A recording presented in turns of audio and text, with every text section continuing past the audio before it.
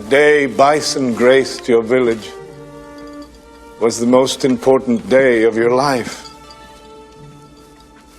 But for me, it was Tuesday.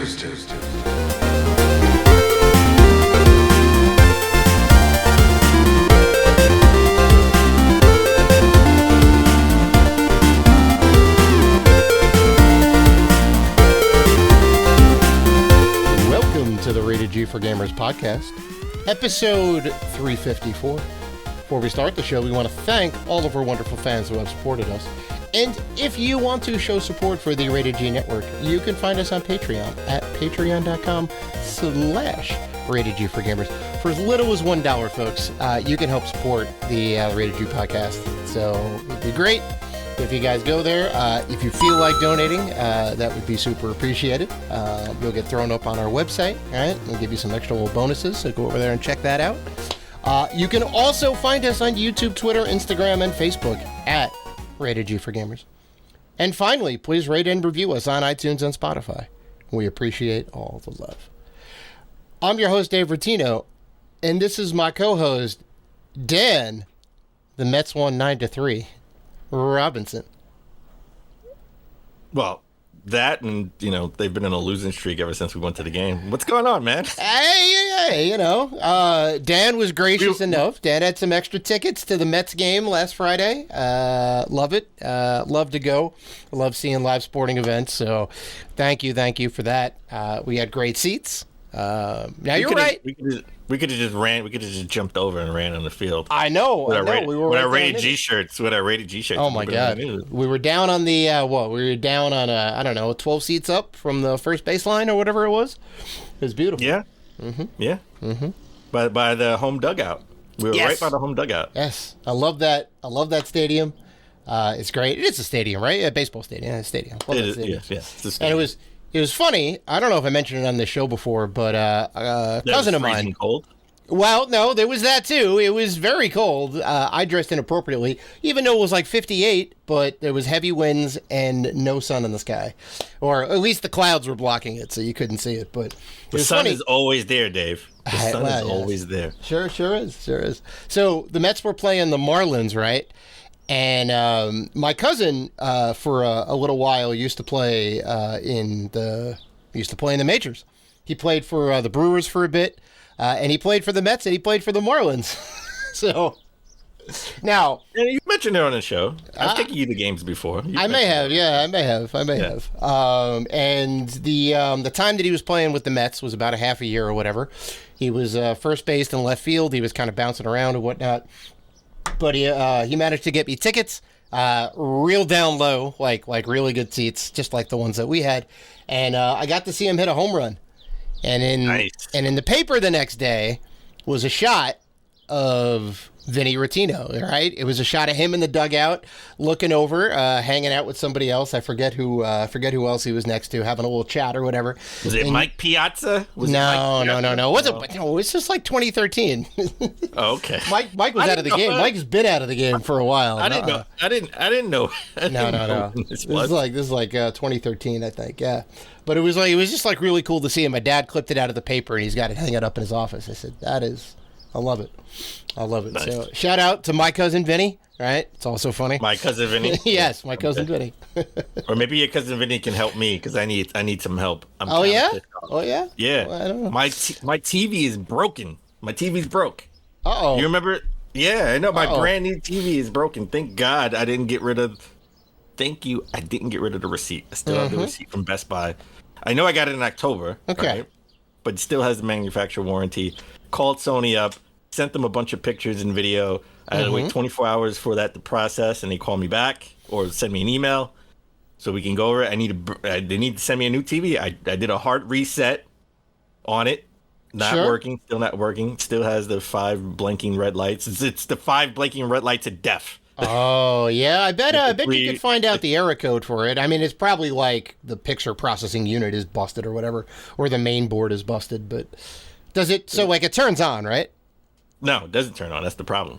Oh, then it could be the power supply. Which wouldn't be terrible because that's its own little discrete thing. Like they could pop it out for you. But they're going to cover it? Is that what they're saying? Well, we'll see. I mean, sending, okay. it's not a crack. It's not physically damaged. It's just not working. Right. So I came home, not working at all. I have a TV in the living room, and I do have an old 2009 Sony TV that I use for like PS3 games. Hey, man, if it's got HDMI, it's good to go, right? It does have HDMI. I would say... Not like my brand new TV. I would say in my limited technical expertise that because it's not screen burn, because it's not a physical damage or blank pixels or whatever, they're probably going to fix it if it's under warranty. I would say that. Still a year, and hopefully they do. Ideally, it would be nice if they just send me a new TV and they take this one and fix it and sell it refurbished. Well, they may do that. I don't think they're going to give you a new TV. They'll probably give you another refurbished TV. Give me another refurbished TV. Yeah, because everybody does that now, right? We fixed it. It works. We QA'd it. We QC'd it. It's good to go. Damn. Well, that sucks. At least you got a backup, right? You can play some stuff in the meantime, but... I'm just saying, it's been a very annoying week for me, Dave. I got a new phone. I feel you, Dan. And now I can't trade in the old phone because the screen's broken. The touch screen doesn't work, so I can't log in. Oh. So I can't trade it in because I can't turn off Find My iPhone on the iPhone. So now I got to pay full price for my new iPhone. It's just a tough week for me, Dave. I feel you, Dan. I feel you. Even though it's a tough week, Dave, we have an awesome show this week. Coming up, we're going to talk about, is Sony finally making a new handheld? Have my prayers been answered? Got to get into it. And a popular Sony franchise gets a custom Xbox console. Never thought I would ever see the day. But before we get into any of that, let's begin the show with April Fools. We totally forgot about April Fools the last show. Yeah. Well, I mean, we were doing, I think we were still doing our PAX wrap-up, right? We had the last two episodes were PAX-oriented, right? So if you haven't heard those, go back and listen to 352 and 353. They're great episodes. Well, we haven't had, I would say, since the zombie apocalypse, not a lot of good April Fools jokes that were kind of like, could this be real? Could this not be real? Right? I think we had them early on, like 2019. I think was like the best time we had them. I didn't get a chance to go back and look, but I remember thinking 2019 we had like the best like April Fool's jokes. But we had some good ones this year that sort of like went under the radar. I didn't hear a lot of people talk about it, but like. Nintendo had like a Nintendo Direct where Miyamoto revealed all the voice actors in the Super Mario Brothers movie would be coming to your favorite games. Yeah, that was great. Like they just put them into Smash and Mario Brothers and all that. Oh, it's so good. Would be awesome. I'm not gonna lie. That would be awesome. Yeah, I saw the Mario Brothers movie. I'm not gonna get into it now. I'll save it for next week. But thumbs up. And I wish they actually went through with this and like made a voice pack where you could like slot it into like a couple of games. That would have been amazing. You know what would have been funnier? You know what would be funnier? If they would have did like Street Fighter / Mortal Kombat, like Street Fighter the movie, and had Smash Brothers with the actual voice actors. Oh. And yes. Mortal Kombat style, that would have been hilarious. And it's great because they went the extra mile of like showing you in the game, like they did all the dubs and all that. It was great. Yeah. Sega got into it too. Sega had The Murder of Sonic the Hedgehog, and it's actually a real game. You can play it now. It's like a visual novel game. Yeah, so it's not an April Fool's thing, right? Like it's legit a game you can download and play for free. Yeah. And then Razer. They had the Razer is the world's first shaving mouse powered by Rare Chrome RGB. Nice. Where you can use your Razer mouse, and then actually shave your face. Oh. Yeah, I don't know if I'd want to get all my little hair follicles inside my mouse. I feel like that's a bad idea. And I mean, listen, I think the worst part would be trying to wash it out and then still use it while it's still wet. I mean, you could definitely short out your mouse that way, especially if it's a wired mouse. But all right, something I thought was an April Fool's joke. It was actually real, and that's GameStop. Real quick, GameStop explained why they had like terrible sales recently. Mm-hmm. And I literally thought this was an April Fool's joke, but no, it's actually real. Mm-hmm.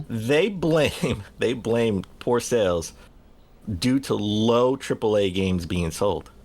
Like not as many AAA games are being sold. But then I had to think about it. It's kind of correct, right? If you think about it, we don't get a lot of AAA games like being released all the time, right?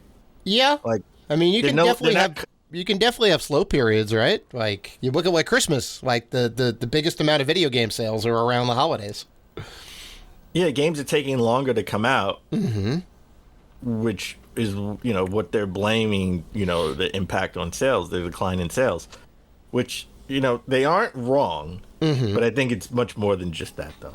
Oh, I know, like 100%. Like, yeah, sales can dip a little bit during like the summer months because everyone's outside. Games don't release over the summer typically, or in the past you would get all the shovelware at the end of or at the beginning of the new year, right? But that's not the case anymore. So yeah, I'm with you. It's there are definitely more things at play. I mean, digital sales are on the rise. GameStop is not capitalizing on digital sales in any way, shape, or form. There's things they could be doing. Like it's not that it's not that it's all doom and gloom, but yeah. Well, they need to change their business strategy. I mean, it's weird. We talked about how they changed the business strategy. They're going in a different direction. They implemented having Microsoft Surfaces in all stores, doing different type of inventory. That didn't happen, right? Well, that was 3 years ago. There was a plan that for didn't that. Happen. Yeah. Yeah, they said they were going to implement that so they didn't have to walk away. They were going to do more of the. They were going to do more of the Apple approach, right? They're going to take the register away and sort of just have tables all around with games hanging up and people having services, and they could just ring you up and they could see if they have inventory, right? That complete overhaul of their system. That is part of the magic of the Apple Store. I go in, like I don't buy Apple products, but I go in there because it's just a nice experience. And I'll look around and play with the stuff and all that. Like it would bring more people to the store because now you have this nice new refresh. You don't have the I mean, I'm assuming they would like redo the stores over too. You wouldn't have the terrible gray carpet and like the black wire shelves. Like it'd be a little more boutique. I wish. Yeah, they should do that, but they still haven't because GameStop is just terrible. I'm sorry. They're a poorly run company. But anyway, Dave, as we always try to start the show, but epically fail, what have you been playing? Oh, I've been playing the possible Game of the Year nominee, the Resident Evil 4 remake. It's very good. Spoilers, it's very good. I love it. I've already beaten it once. I'm on my second go-around. There's a lot to this game. Every time you beat it, you're almost guaranteed to unlock new stuff. So I know what you're going to ask me. Did I play it on hardcore mode? The answer is yes. Well, it literally said for players who have played the original 2005 Resident Evil 4. And I'm like, that's me. Right? And I know that's not necessarily true. I mean, it is in a way, but it's the difficult. It's the you want a little bit more of a challenge. Playing the original did help a little bit because I remembered like some of the stuff, but it was still really tough. Especially that opening, especially the opening town. That is very tough until you like realize like, oh yeah, there's the environmental stuff. I can shoot down the little lanterns and cause fire, and you can kind of gang up all the townsfolk into these small little alleys and kind of pick them off that way. Throw out like stun grenades and all that. So that certainly took a little bit to get used to, but I did it. I think I got a B rank when I ended up completing it, which makes sense because I died a lot and I saved a lot. So now I'm going through. I'm trying to get an S rank, and you get to keep all of the stuff from your previous run as long as you're using the same save file, right? So you can restart the game. Your weapons are at the same level. Your health is at the same level. Your everything in your like inventory is still there, which is awesome. I think that's great. They did add some new stuff. Mercenaries mode is finally in there now. That was an update you could get for it. Mercenaries is great. That's kind of like a score attack or a time attack. Score attack with a timer, right? And you got to last for however long you can last. But I did want to bring up something. I know. Okay. I think I brought up, I don't know, last episode, the episode before. People were complaining about the yellow boxes, right? We had that whole accessibility talk or whatever. But Yeah. No, I remember that. so this is different. This is about the actress who voices Ada Wong, right? Okay. And I forget. I think it's a different voice actress from the original. I forget how she was in the original. That doesn't really matter. Her voice acting isn't great, if you want me to be honest. I think everybody else is pretty damn good. Leon's great. Luis is great. Sadler's great. Even like Ashley is a lot better. Remember, Ashley was terrible in the original. Ashley is definitely a lot better in this one. Her name is Lily Gao. She voices Ada Wong. Right now, I don't know if it was bad direction from everybody involved at Capcom, or just she's not a great voice actress, but it's not great. All right. My issue is with the online hate. All right.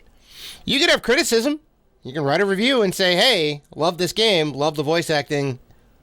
Lily Gao, not so great. All right. But people were coming after her with pitchforks, right? And that's, you can't. You just can't do that. It's not that serious. Yes. She deactivated her online accounts, I believe, her Twitter and Instagram, because she was getting so much hate.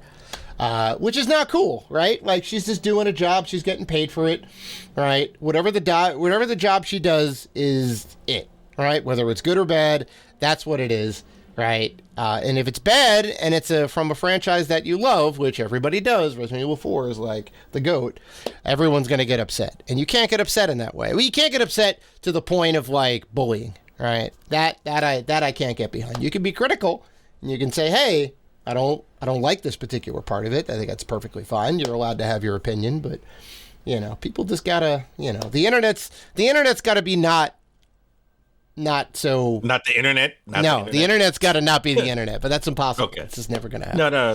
I didn't know. I didn't even know that happened. That sucks. I mean, listen, you could say you did a terrible job. You sucked, but that's it. Just leave it at that. I mean, you don't have to.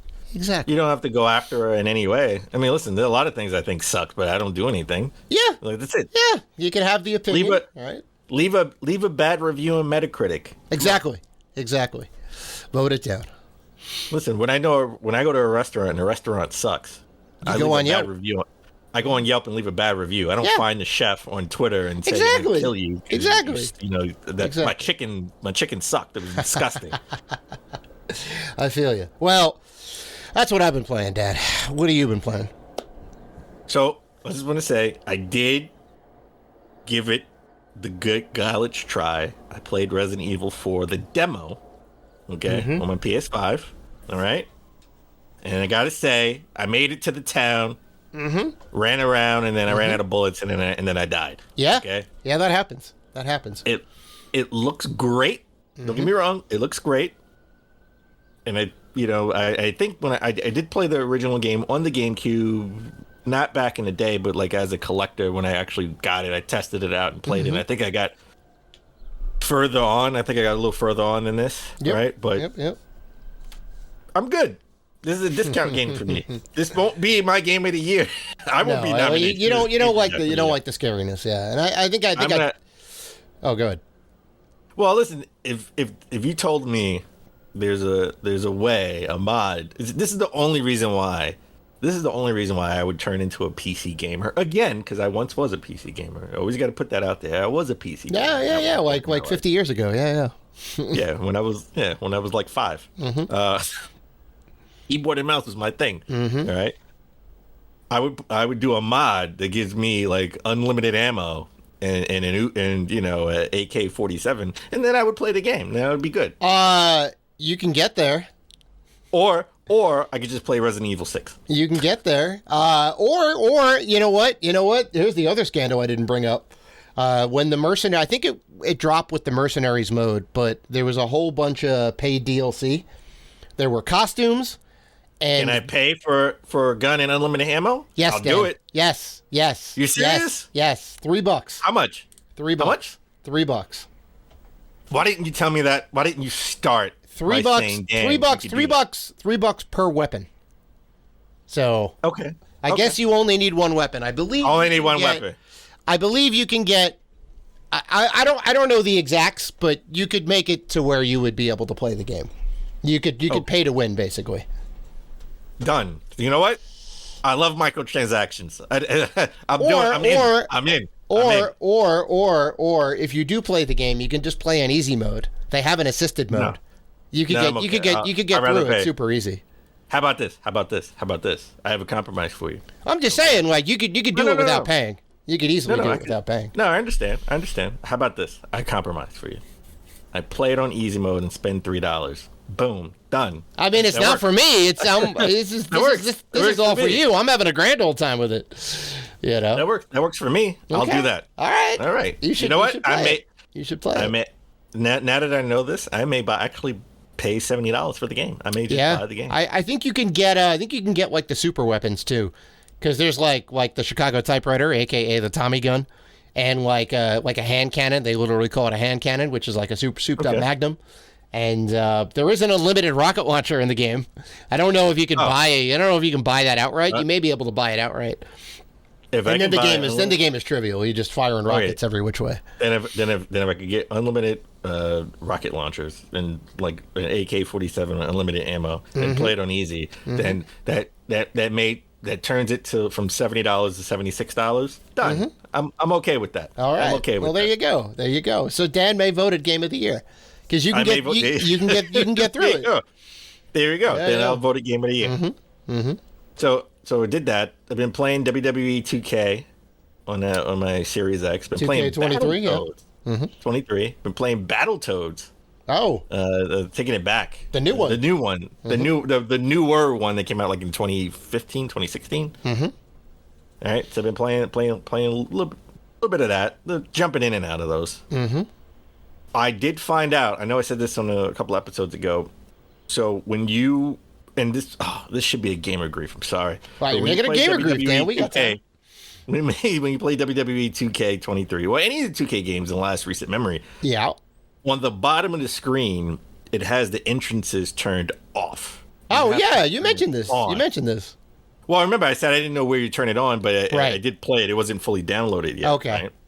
But on the bottom of the screen, it has and entrances should just be automatically on. Why is it turned off? I agree. Who doesn't want to see the entrances of the wrestlers? Well, at least one time for everybody, and then you're like, okay, I'm good. I want to get to the hardcore action.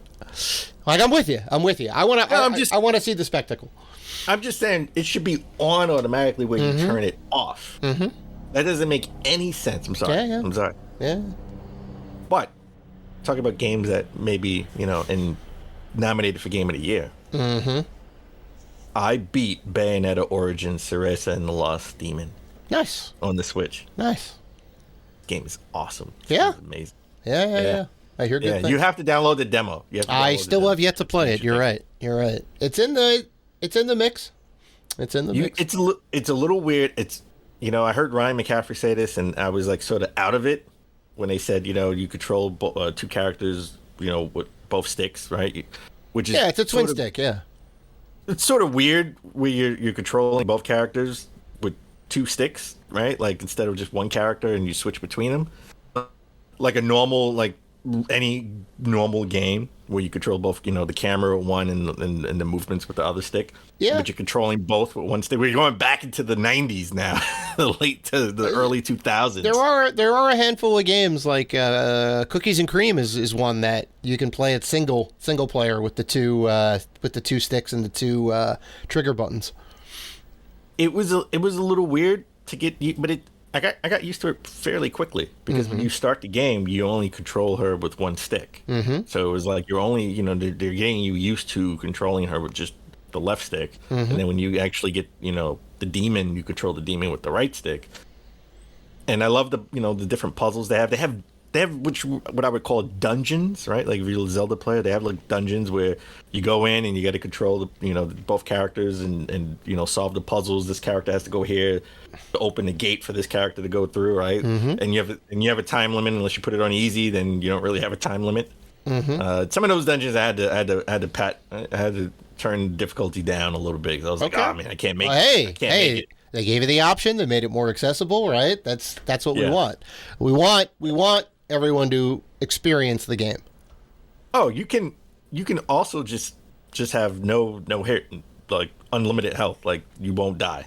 Sure. So you can do that.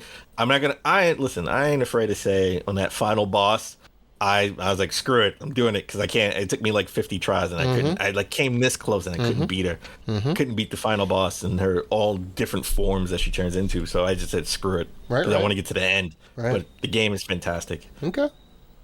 I'm going to answer your question that you asked me maybe like 5 episodes ago. Where does this rank in all the Bayonetta games? Yeah. Okay, all right. Because at the end, I will say, at the end, it turns into a Bayonetta game. Okay. A traditional Bayonetta Spoilers. game. Okay. I mean, I can tell you how and I can tell you what, but it does turn into a traditional. That's Bayonetta interesting. game. Yeah. Sort of. All right. Right. I got to say, this is definitely top 3. Top 3 of all the Bayonetta. Three out of the 4 games. 3 out of the 4 games. Yeah, 3 out of the 4 games. Okay. All right. Top 3. Top 3. So I would say, is it in the third spot, the second spot, or the first spot? Or can you not say? Bayonetta 2 is still number 1. Okay. Bayonetta 2 is the best Bayonetta game, period, point blank. Right?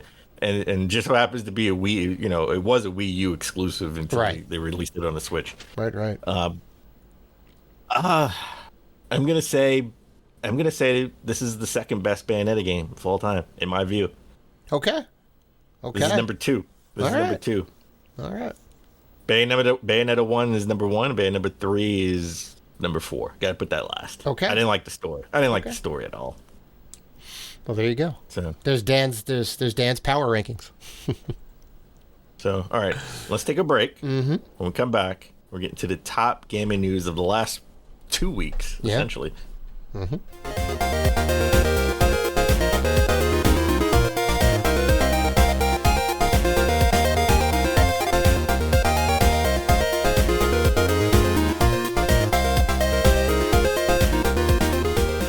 And we're back. All right, Dave, let's get into the top gaming news of the last 2 weeks. And the biggest news that we have to talk about is, I guess we solved the question if we're actually going to go to E3 or not. Because we were debating if we could go, we should go. Yeah. I guess the question's been answered for us because E3 has officially been canceled. Yep. E3 2023 was scheduled to happen June 13th through the 16th. And the ESA canceled it. They said it simply did not garner any substantial interest necessary to to execute it in a way that would showcase the size, strength, and impact of our industry. Yeah. And I think that's just because people have been bowing out. Right before this, Ubisoft, Sega, and Tencent all said that they're skipping E3. Yeah, and then you don't have anybody left because Nintendo, Sony, and Microsoft weren't going to be there or pay any money. So, the big 3, they're like, all right, we got these, I don't want to say also-ran companies, but they're obviously not the big 3. And then, who do you have? Capcom? They never end up coming through. Devolver Digital? They're not there. They just do something at that time. So it was limited run, right? Yeah. EA's not there officially. EA's not going to be there. They're going to be across down the block, and Xbox is across the street. And Xbox is still having. It's good that we should note this. Xbox is still having their showcase, which was the 12th or the 11th, I believe. Yeah. Which would have been across the street from E3. And people with E3 badges, I think they were letting them in. Right. So they'll have to work that out, but I guess they're just not going to let them in because there's nobody there who has an E3 ticket. So there's that. Everyone's still doing their thing.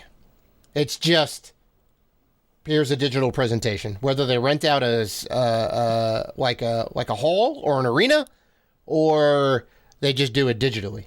Everyone's having the same stuff. So to me, nothing changes. It's just now it's going to be all summer long. Jeff Keighley's Summer of Games is going to get elevated. All right, that's going to be the thing. No, I think a lot's going to change. We're not going to get the big hype machine that we had before. I mean, telling me that, hey, Starfield's coming out, and then nothing for a month, right? Nothing for a month. And then all of a sudden, Sony comes out with something, and then nothing for another month. nothing for another month, and then we get little things that come out like Ubisoft. I mean, what is Ubisoft going to show? They have nothing really big to show, well, other than maybe the next Assassin's Creed. Even if they were at E3, it'd be the same thing, right? We would get a bad showing from Ubisoft. We get a bad showing from Capcom typically. Yeah, I don't want to throw shade on them, but collectively, if we had that collectively, it wouldn't be so bad. I mean, it's terrible when we have no news for a month, and then Ubisoft has the Ubisoft Forward, I think it's called. Yeah, they're Forward, and then it's terrible. There's nothing to show, and then we have nothing for another couple of weeks, month before we hear of anything else. I think it works out to the same, because if it was just E3, we'd have 4 days of coverage, 5 days of coverage maybe, and then nothing all summer. So are you saying that E3? I'll take that. That's what I want. Yeah, but if we have a bad E3, then you have nothing, and then it's the rest of the summer is like crickets. I'd rather have it parsed out, right? Like, I'd rather know, like, okay, in like early June, Microsoft's going to do their thing. Here's some new stuff. Here's the new. Well, actually, I guess Jedi Survivor is going to be out already, but here's what Microsoft's doing. Here's some new stuff. Here's some new Starfield stuff. Great. And then Sony comes in like a few weeks later. Like, it's not going to be a month in between. It's going to be a month. We've got at least show anything until September. We've got at least 10 different. We got at least 10 different companies doing 10 different things. So limited run, but not at the same time. And well, that's okay. But I'm saying we got 10 things all summer long. That's not okay. I want it all at the same time. I want the Super Bowl of video games. I don't want it sparsed out. I don't want it sparsed out. Sony's not going to coordinate with Xbox, with Microsoft, and say, okay, we're going to do it a week later. They're going to wait until September before we see anything. As a matter of fact, there's a rumor they'll have a direct over the summer. I will bet money they're going to have a direct over the summer. I'll take that Shake Shack bet, because I didn't say a Shake Shack bet. I just said I think they're going to do something over the summer. They're not going to have anything. So they're going to be quiet the whole summer and let all the other companies get in the cycle? Yes, they were the last 2 years. The last 2 years, they didn't say anything over the summer. So yes, I do believe they've had to have had a direct over the summer. The PlayStation Showcase was late September. Oh, I'm not saying just the showcase. Sony's going to have a thing. They're not gonna have anything. This I disagree. They're gonna let everybody else get the cycle for the whole summer. This is what's gonna happen. I'm gonna tell you what's gonna happen. Mm-hmm. They're gonna have one minor announcement. They're gonna have something. That's what I'm saying. It doesn't have to be like God of War 3. It just has to be. No, something. they're gonna have one. Yeah, that's what I'm saying. Game. That's one perfectly indie game fine. shown That's at Jeff Keighley. No, that is not fine. I want a Sony showcase that tells me everything that's going to happen between, that's going to happen at Christmas during the holiday season. I want to see the future holds. I want to see everything. Okay. Give me the big shebang. If it is true, and maybe it is that the last 2 years Sony didn't do something over the summer, E3 has nothing to do with it. Because Sony was never there, and they weren't going to do it anyway. So Sony's a bad example. Well, I don't think Nintendo has nothing else to show. Nintendo, I mean, all the rumors are that they have nothing else other than Zelda Breath of the Wild, the Tears of the Kingdom. Yeah. They don't really have any other big, huge game announcements. Right. And I think you're right. I would agree on that rumor. I think Zelda's the thing that's going to carry them through, which I'm a little worried about the fall and all that. But again, that E3 doesn't matter because Nintendo didn't have anything anyway, which is exactly why they were backing out. They're like, we're not gonna go and have a presence because we don't have anything. The game that we're launching for the year is going to be out a month earlier. That brings to my point of, I think this isn't the death of E3 as everybody's predicting. I think this is just companies have nothing to show, so it makes no sense to spend the money when they don't have anything to show. I mean, Final Fantasy 16 is coming out in June, Street Fighter 6 is coming out in June. So Square and Capcom, their biggest games are coming out right sort of after E3 would have happened. So there was no need to be at E3 if those are your big games for the year. Coming out at the end, at the end of the second quarter. they usually don't have a thing saying, hey, this is launching tomorrow or launching now, right? Yeah. They don't do stealth drops at E3. This is things that are in kind of the far future. Yeah. Also, in the sort of the letter that said the cancellation of E3, Repop and ESA, they did say they'll work together on future E3 events. which brings to me, that makes me think that they're gonna, as of right now, they're gonna start working on E3 2024, and I think one of the biggest issues that people have been saying is the lack of communication from the ESA on what's going to happen at E3. That was a big thing this year. Nobody knew what was going on. Even people from IGN were like, "Yeah, we filed for tickets, but we haven't heard anything about it." And then like a day later, they're like, "Yeah, it's canceled." Yeah, well, it's IGN did break the news that that E3 2023 was going to cancel. Right. I don't think this is the death of E3 at all. I'm just saying, I don't think it's the death of E3. I think E3 will be back. Maybe that's more in my heart than my head, but I'm gonna stick with that. Well, I hope it does come back. You have to admit that the pandemic certainly threw a wrench in everything, right? The pandemic changed a ton of stuff, and it put everybody's feet to the fire and said, "Well, okay, we need to pivot. There's no denying that this is a thing. What do we do?" And everybody scrambled to get something done. And it wasn't the best in 2020, but it was a lot better in 2021, I thought. I'm like, okay, like here's how you do it, right? They have a digital presentation, and they made it happen without a studio audience. Well, two things. It's the zombie apocalypse, right? And also everything is going digital, right? This event was initially started for retailers, right, to see what games are coming out with. Back in the day, it was like, hey, you should put your bids in to get these games. Like, okay, we're excited for this, and this. We want this console. And then it slowly became sort of, like, okay, this is a marketing, now this is like a marketing ploy for, the holiday season to show what big AAA games are going to come out during the holiday season that you can save your money for, right? Save up money for. Unlike Sega, it's out today. Nobody with the Saturn. But I want the pomp and circumstance. I think that sets us aside, makes us different than any of the other media industries like music and movies and stuff like that. I mean, the Grammys. The Grammys are great, right? Grammys are all pomp and circumstance. The Oscars are pomp and circumstance. They get one day a year at least. Well then, if that's the case, then I guess we're gonna have to elevate the Game Awards to that's gonna be the biggest night of the gaming in the year. I mean, look, yeah. I mean, Game Awards is I don't know. Say what you want about it. I'm a fan. I like it. I think Keighley does a good job. And I don't know. I would rather have a bunch of stuff come out all over the summer. If there's one good thing that comes out of that from each presentation, I'm good, right? If there's a new game and I'm like, oh shoot, EA's making a new Command & Conquer, let's go, right? Nintendo announces Metroid Prime 2 remaster, let's go, right? And we get that I get a little adrenaline boost every couple of weeks. Here's some new stuff, I don't know. That's just me. I know. I get it. Having the fireworks and the big stage and everyone all together is cool and all, but I don't know. Yeah, they're gonna have to do some major reworking for next year.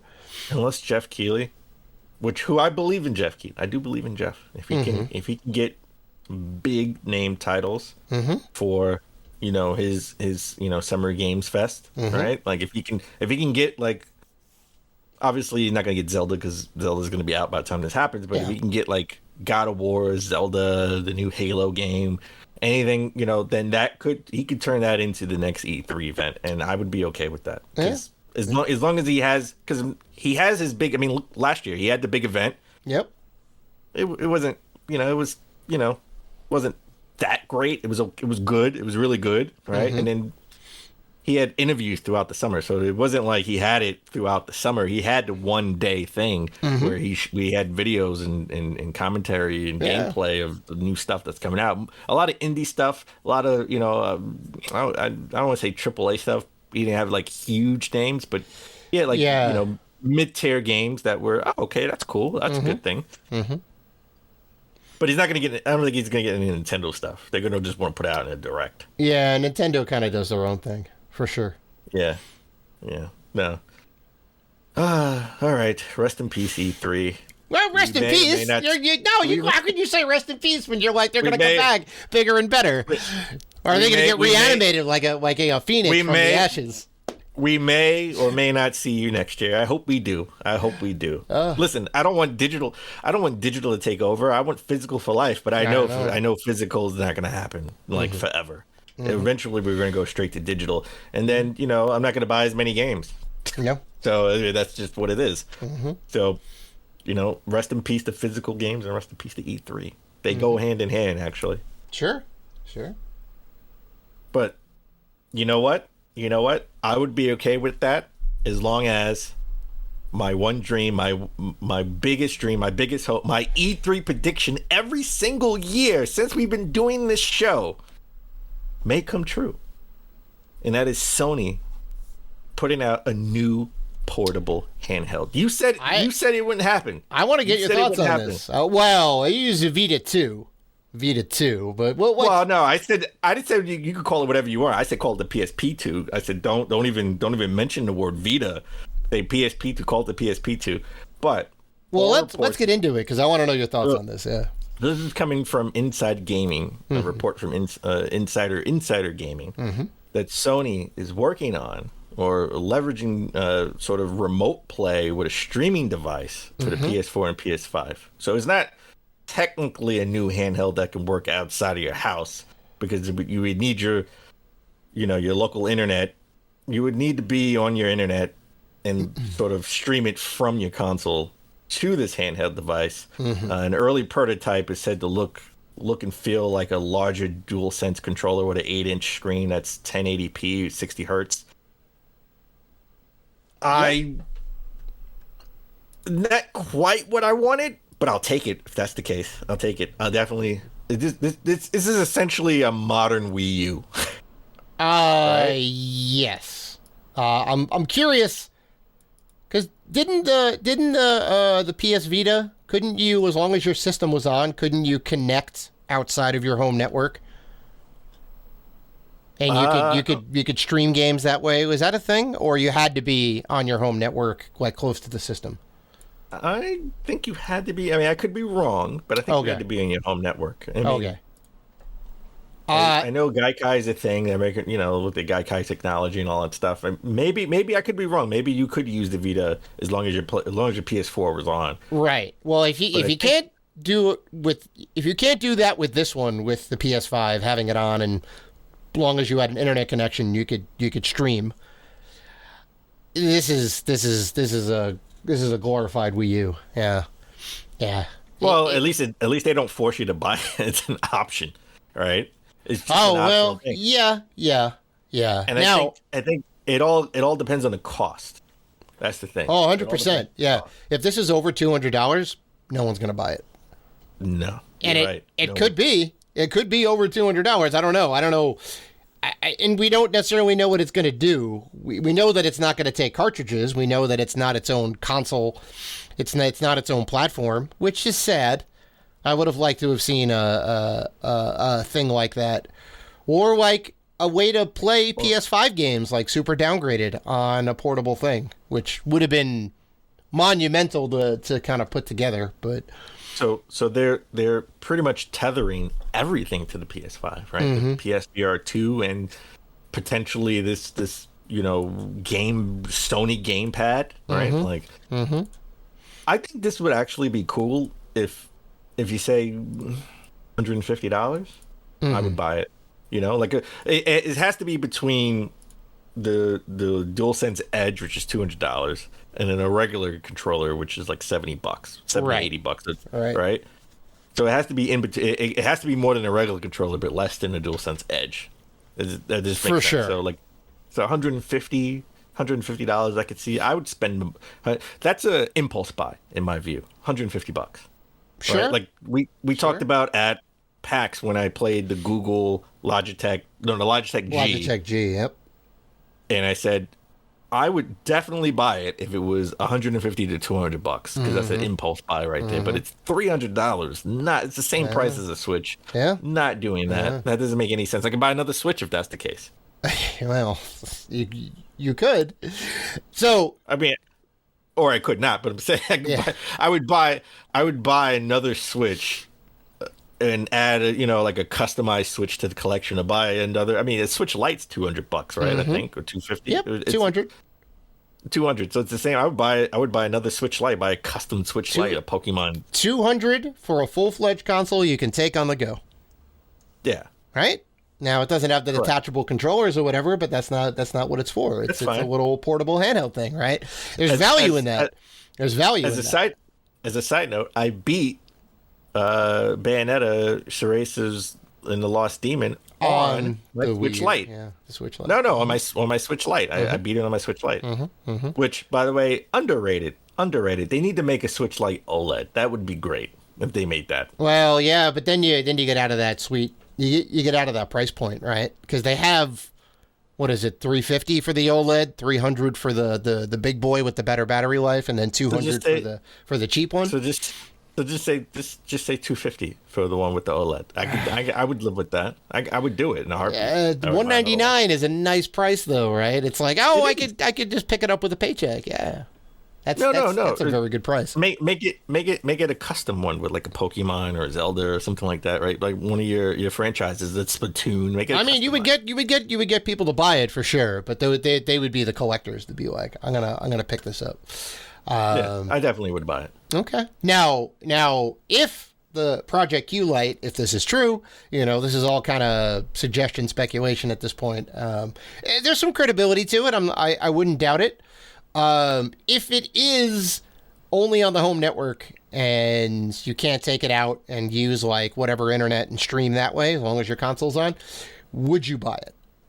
If it's just for the home and it's $200. It has to be less than $200. Okay. So if it's $150, I would buy it. Wow.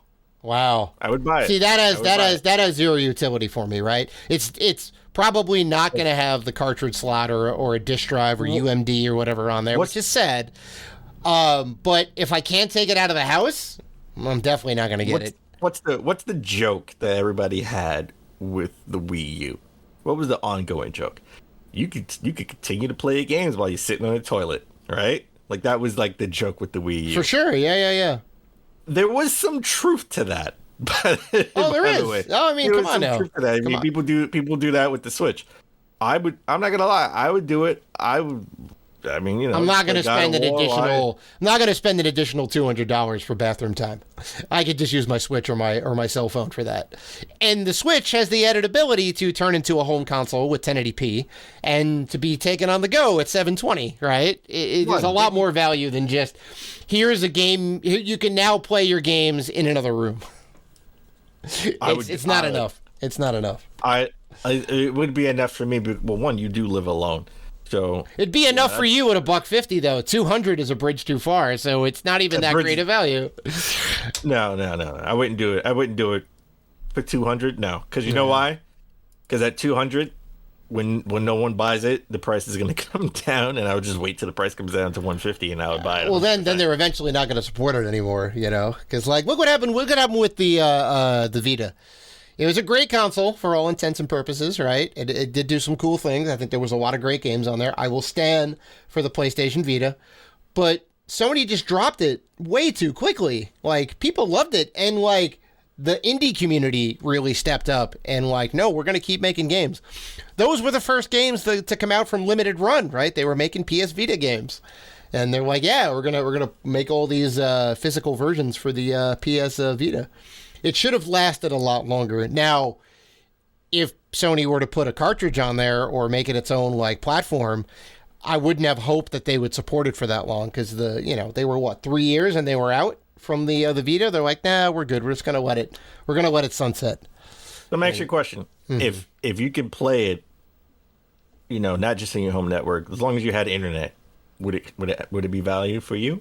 It would be a bit more value. The system would have to be, I guess it could be in low power mode, which is how I have it currently. And I guess it would spin up when it hits your home network. That would have much more value to me. I mean, you can't play it on a train, obviously, but you can play it at the train station. Right. I would have to think about it. It would be dependent on the price point, which it'd easily have to be under 200. But yeah, I mean, How about this?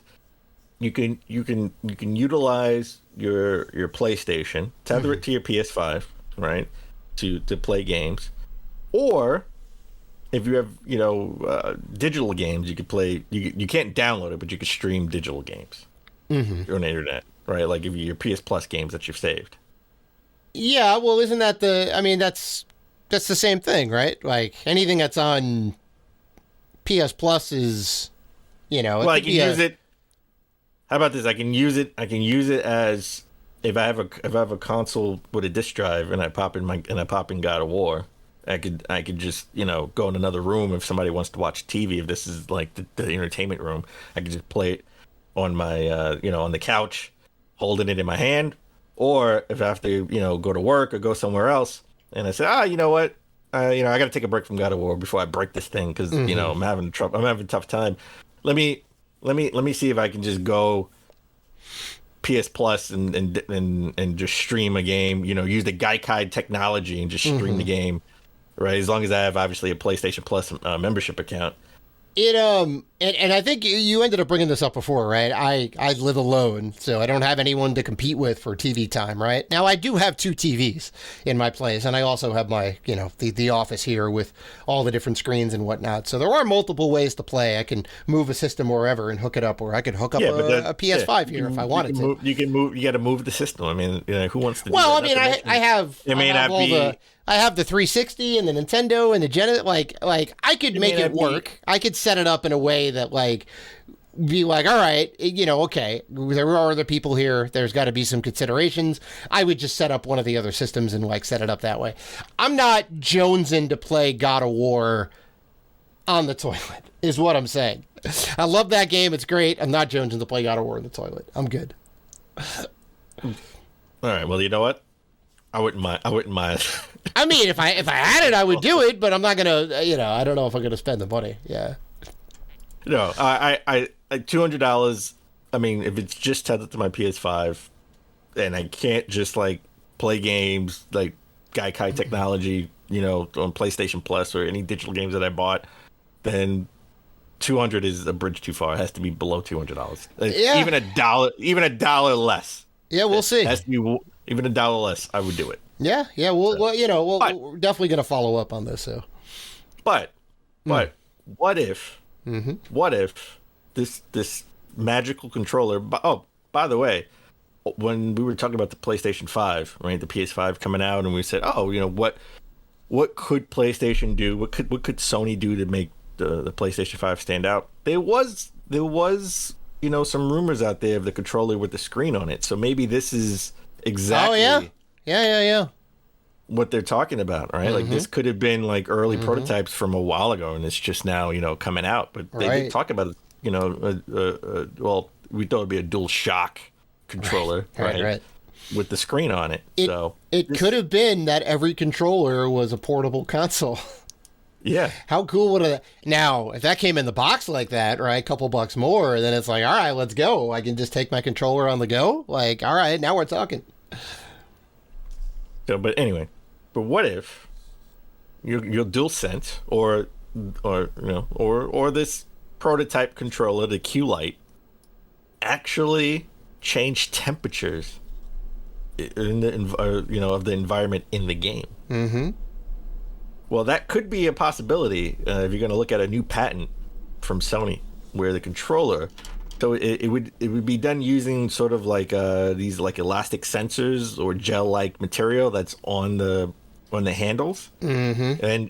And let's just say you're playing God of War. I'm using God of War as an example. Sure. No, that's perfect because there's fire and ice. Yeah. So you get into the ice stage and it gets cold, right? And now your hands are cold because it's really you're in the ice stage, it's really cold, or you're in a fire stage, you're in a lava and it gets really warm, right? They immerse you in the game so you could feel that Kratos is hot, or you could feel that Kratos is cold, right? Especially if it's a DualSense controller with that haptic feedback and everything. It all kind of comes together. Yeah, you're getting all these extra sensory experiences. I think it'd be even heightened even further with the PlayStation VR, right? Because the headset kind of rattles a little bit, it vibrates and all that. It on its surface sounds like a gimmick. I think it's a really cool idea. Are they going to go through with it? I don't know. I don't know if they're going to be able to get it right, because it would need to be like, the tolerances would need to be perfect. You have to make sure it doesn't get too hot, right, or too cold, so that your hands. Well, you can adjust it. Well, you can adjust it or turn it off, by the way. Turn it off. For sure. Like, you just put a toggle in the thing or whatever, but like safety tolerances, right? You don't want to make sure it like explodes like a Samsung S7 or whatever. Yeah. I would definitely get it. I mean, it would obviously increase the price, right? You'd get special controllers that are like 20, 30, 40, 50 bucks more, maybe. If not just the first party games utilized it, I would probably get this. Because like I feel like it's just going to be God of War, Gran Turismo, right? When the tires heat up, the controller gets warm or whatever. Like in God of War with the ice axe or the Blades of Chaos or whatever. I feel like it's not going to go outside of that. I don't know if other companies are necessarily going to jump on board with it. If they do, I'm in. I think this would be kind of cool. I think this is awesome. Yeah. Like, I wouldn't. I mean, again, I don't want my hands to freeze, and I don't want to burn my hand or anything like that. But give me just the sensation of like some warm sensation, and give me the cool sensation. I mean, think about it. When we first got controllers, and the controllers that vibrate, people. Right. I remember the original PlayStation DualSense, right? Yeah, I remember reading something or DualShock. DualShock. I remember reading something in the magazine where it was like, "Oh my god, this is going to take you out of the game. The game's going to rattle. Where you're trying to make a perfect jump, or you're going to try to make a jump and try to platform, because things were platforming games mostly back in those days. It's gonna get your timing off because it's rumbling. I can't imagine my controller not rumbling now, right? Like it's become like standard. Yeah. So I think as long as they get this right, it doesn't get too hot, doesn't get too cold. It just gives you that sort of immersion. It just sort of tickles your hand like hot, cold, you get a warm sensation. You're like, oh shoot, right? Yeah, or like the wind, or like if you're in a windy stage and it's like sort of feels cool and you get like yeah, for sure. I don't think it would take you out of the game at all. If they get that, and they have the buy-in from everybody, then it'll at least last a generation for sure. Oh yeah. All right, we've talked enough about Sony and Xbox. Let's talk about Switch. Right, and I love fighting games. I love fighting games. And they announced that King of Fighters 13 Global Match. It's coming to the Nintendo Switch, but it's coming with rollback netcode. Okay, it's coming early summer 2023. This version will include overhauled rollback netcode and improve online functionality. This is good. This is what all the fighting game fans say is the gold standard, right? I'm not too familiar with the rollback netcode, but it makes it feel like you're playing a head-to-head match, right? So if there's like inputs that are missed or whatever else, it uses kind of some sort of predictive technology to figure out like where the game should be going based on like your button presses, right? Or you're probably going to be doing this combo or whatever. It uses some intelligent AI in a way, or some intelligent code to like kind of smooth that out for you. But it's good. Games that have rollback netcode, better than games that don't have rollback netcode. Fighting game fans will unanimously agree across the board. So this is good. I'm glad that this is in there. Well, for anybody who doesn't know what rollback netcode is, rollback is a type of communication system used for online play, which efficiently reduces the perceived latency in the game. Yeah. So like if you try and do a fireball, like it's going to feel like you're doing the fireball, right? Even if like it missed a couple of presses or whatnot, right? It can kind of predict that, like, oh, you're probably throwing a fireball. I'm gonna put that across, and then it like kind of just imagine if you're throwing a fireball and your controller warmed up. Hey, see, there you go. Street Fighter 6 could totally implement this with like a patch, all right? Because you could patch it into any game, all right? As long as you have that controller. All right. Final news story on the list, Dave. And I never thought I would see the day, but everything's going digital, and now you can play online with your friends on not just PC and consoles, but different consoles. You could play somebody online on your Xbox, play them on your Switch, or play them on your Switch, play them on your PlayStation. But now I know truly the world's coming to an end. Not only with the zombie apocalypse, but finally a popular Sony franchise gets a custom Xbox console. I wish it was a God of War console. That'd be kind of weird. That'd be kind of weird. That would be kind of weird. But no, Microsoft is giving away a custom Xbox Series S console to promote MLB The Show. The new MLB The Show game that's coming out, and it will be shaped like the shape of a baseball base. Right, a baseball diamond. Yeah. Baseball diamond. No. The actual square base. No, the actual base. The actual square base.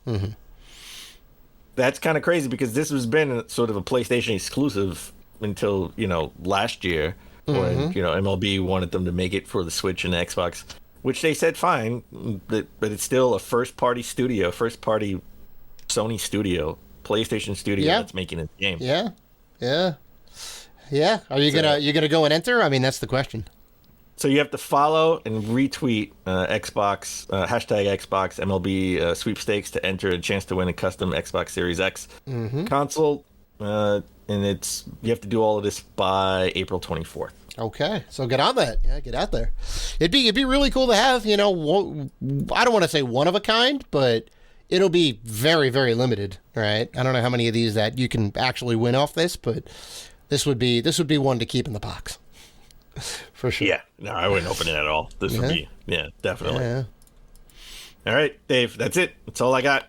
You got any good plans coming up? I do have some good plans coming up. I'm going to keep playing that Resident Evil. Well, you saw the Mario movie. I didn't even know that. That was a surprise to me. I saw the Mario movie yesterday, and it was great. I will save my thoughts till next episode, but you will be very happy when you see it. You will love this movie. Okay.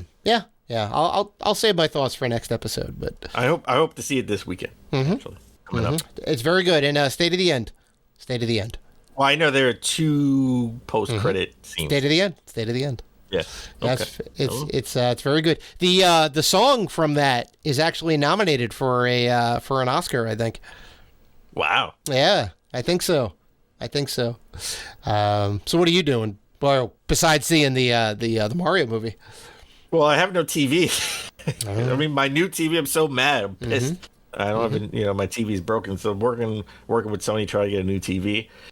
And trying to figure out what we're going to do for Saturday Morning Retro this month. Oh, that's a good question, Dan. That's a good question. I got some games in the hopper for sure.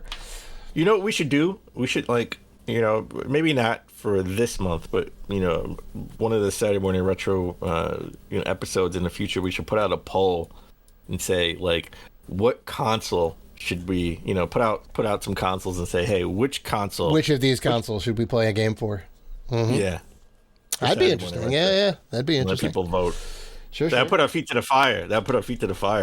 And I would tell but we need to have 2 polls, because I would say part of the poll for Dave, it has to be original Xbox.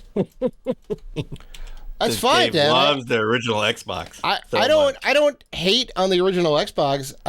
I know what it is. Yes, you do. I understand what it is. It's a very mediocre to poor console overall that had some games that were good in it, and that's what it is. That's what it is. They had a lot of games that were good. They had a lot of good games. Okay, exclusives. No. See, there you go. See, had a lot of good exclusives. Had a lot of good exclusives. Well, all right, folks. That is episode 354 in the books. We want to thank you guys for listening to the show, for liking, commenting, doing all the good stuff that you guys do. If you want to interact with us, and we know that you do, you can find us on Facebook, Twitter, Instagram, and YouTube at Rated G for Gamers.